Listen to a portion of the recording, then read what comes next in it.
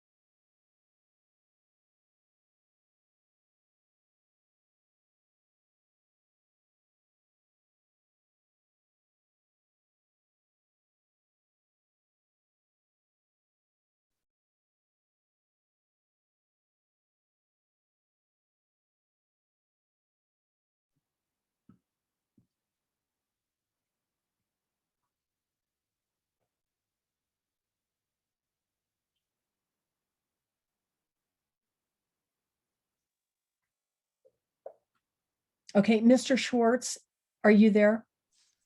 I'm here. Okay, and this is Sharon Taveras. Are you ready to go? We'll be starting in about a minute.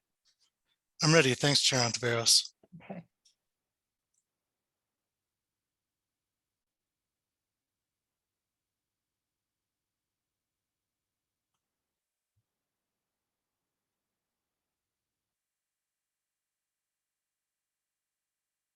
Okay, my clock just struck 5:30, so I'm going to call the meeting to order. I'll start with the meeting rules and procedures. Welcome to the July 12, 2022 meeting of the Coconino County Planning and Zoning Commission. Cases will be heard in the order they appear on the agenda. Following the staff presentation, the applicant and/or the applicant's representative may address the commission. As an applicant, if you agree with the staff report and have no additional information, please feel free to keep your comments brief. Any relevant comments are welcome. Following the applicant's presentation, I will make a call to the public. If you wish to address this case, please state your name and address. We ask that your comments be limited to 3 minutes or less. Comments must be relevant to the case. Please address all comments to the commission. No matter how strongly you may feel about the case, all comments must be polite and courteous. After all interested public have spoken, the public comment portion will be closed. Discussion will then take place amongst commissioners.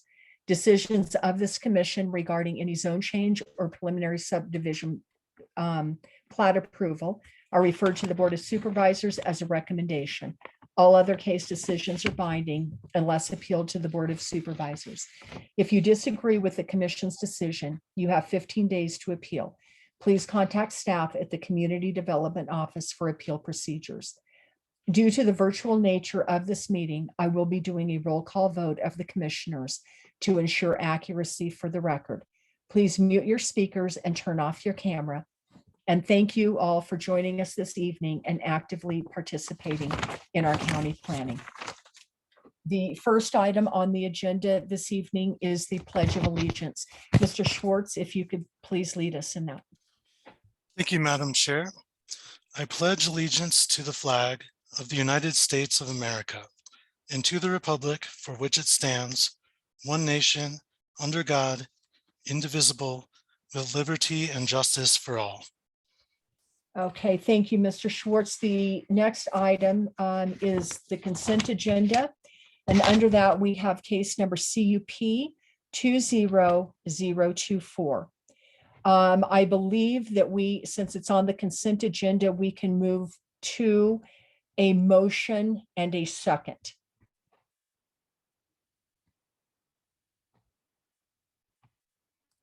So if one of the I'm Make a ready to motion. go on that with a motion.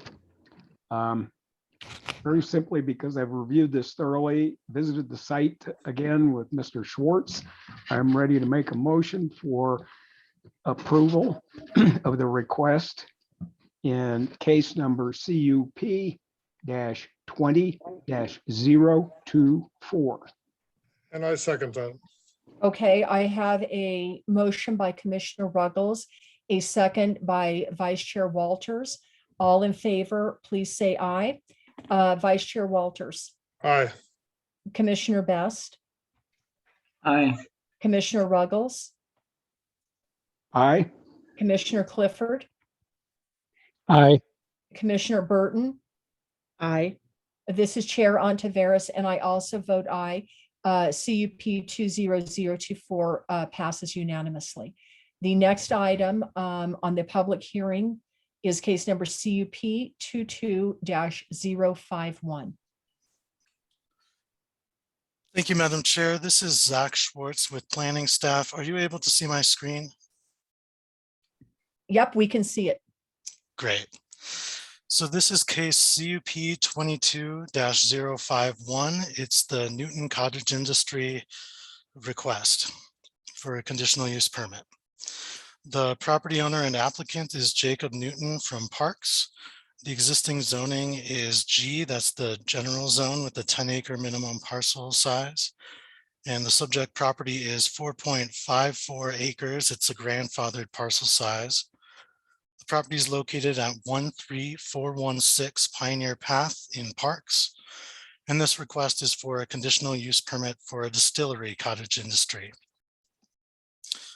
Up on the screen, I have a vicinity map. So this is the Parks area. Here's I-40, and going south from the Parks exit across the BNSF railroad frontage. Here's Pioneer Path Road, and the subject property is here, adjacent to other properties in the general zone, and to the south is Forest Service land. This is an aerial photo of the subject property, so you can't see, but there's a pretty good topography difference between Pioneer Path. It goes downslope here toward the home, and then the accessory structure, the Quonset hut building on the subject property. This aerial photo is probably a little bit off. I think the accessory structure is a little bit further to the north than it shows here, but this is just for you to generally see where things are. And again, here to the south is Forest Service property. This is the applicant's submitted site plan, so you can see where the driveway comes in. Here's the primary structure of the home. And here is the Quonset hut building. This is where the cottage industry would take place. And this is a floor plan of the Quonset hut. It shows the mash tuns for the brewing, the stills, a workbench area, and places where the grain and bottles and finished spirits would be held. So everything that happens regarding the cottage industry would be located inside of this structure. Here's a photo of the subject home, the property on the subject, or the home on the subject property. And here's a photo of that existing Quonset hut. Here's photos of the inside as well.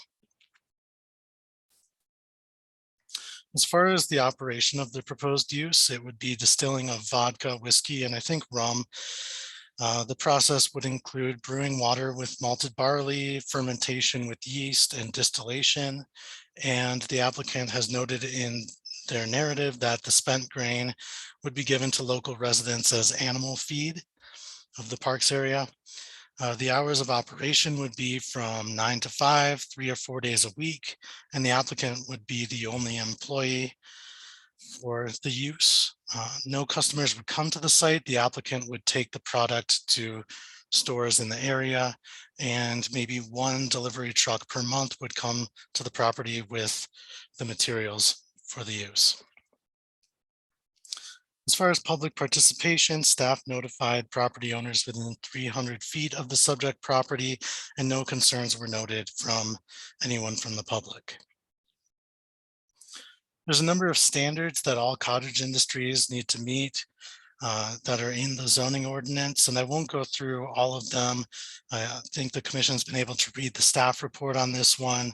The one that I will talk about in the next slide is that cottage industries do need to occupy 50% or less of the combined floor area of the home on the property and the accessory structure where the cottage industry use would take place. So in staff's research of the property, I found a building permit for an A-frame home at 674 square feet. I also found a permit from 1999 for a 1,074 square foot Quonset hut, and that ratio doesn't meet the 50% of the combined floor area.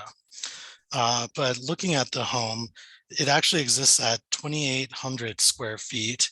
And so it appears as if staff has become aware that the previous owner, not the applicant for this case, had built additions to the home to bring it up to the 2,800 square feet.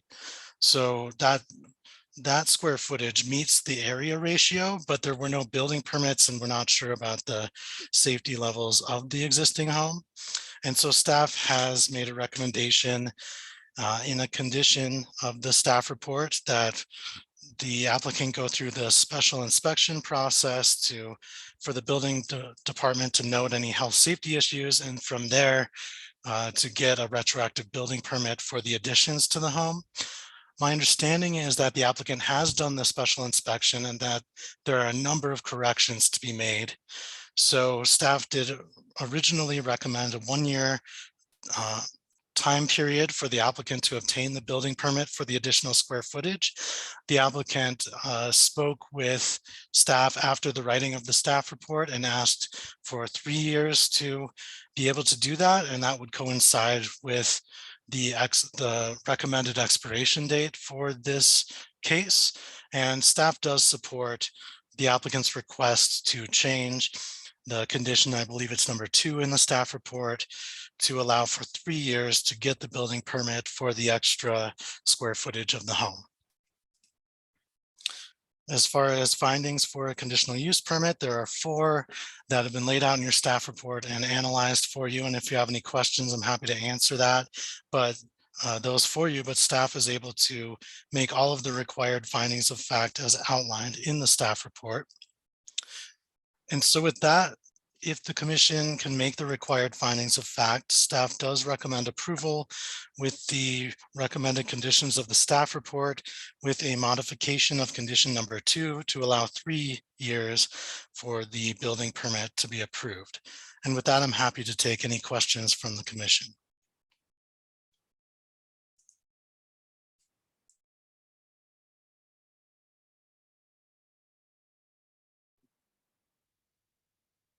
Mr. Schwartz, I'm not seeing any hands raised or anyone unmuted.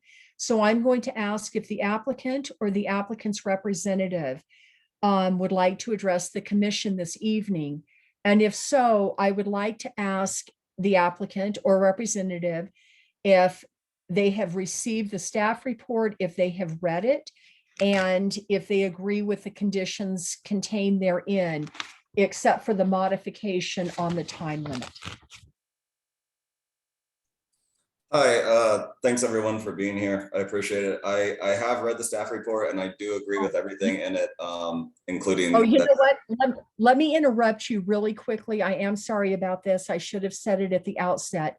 Would you please state your name and address for the record, and then go ahead and follow it with what you were talking about? Absolutely. My name is Jacob Newton. The address that I reside at and I'm looking for the conditional use permit is 13416 East Pioneer Path in Parks, Arizona, 86018. And I do agree. I have received the staff report, read it, and I do agree with it, including the recommended modification. Okay, thank you for that. Do any of the commissioners have any questions for the applicant at this time? And I am not seeing any. So I am going to ask if there is anyone in the public that wishes to address the commission on this case this evening. If so, would you please unmute or raise your hand and I will call on you.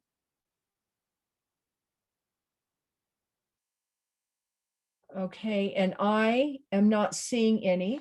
So I'm going to go ahead and close it to the public, open it to commission discussion.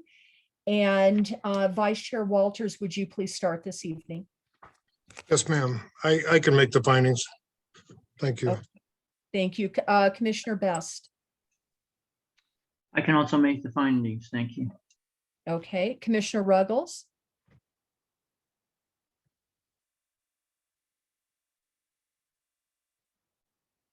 Commissioner Ruggles. We can't. I'm sorry. Oh, there you go. We can hear you now. It didn't quite connect there. I do have to state that I visited the site with Mr. Schwartz and I can make the findings as well. Okay.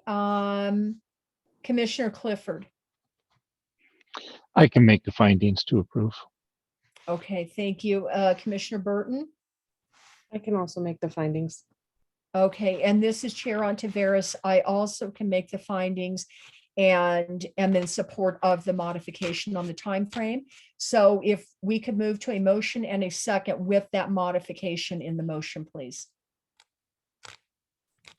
I make a motion on case number CUP-22-051 along with the modifications for approval. I will second that motion. Okay, I've got a motion by Vice Chair Walters, a second by Commissioner Ruggles to approve CUP 22051. All in favor, please say aye. Excuse me, with the modification as stated by staff. All in favor, please say aye. Vice Chair Walters, Aye. Commissioner Best, Aye. Commissioner Ruggles, Aye. Commissioner Clifford, Aye. Commissioner Burton. Aye. This is Chair Ontiveros. I also vote aye. The CUP 22-051 passes unanimously. And the final item on the agenda this evening is a call to the public for items not on the agenda. Is there anyone in the public this evening that wishes to address the commission for items not on the agenda? Okay, seeing none.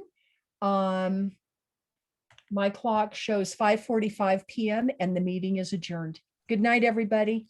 Good night, night. everybody. I'd just like to Night. thank all of the commissioners for being able to do this meeting. Thanks so much. Thank you, Zach. Okay, Thank you, Zach. Thanks, Thank Zach. Thank you, Good night. everyone, and good night. Thank Good you night. all of you, and thank you, Zach. Nona and Eric, your case passed. Thank you, Zach. Yep. Thank you very much, Zach.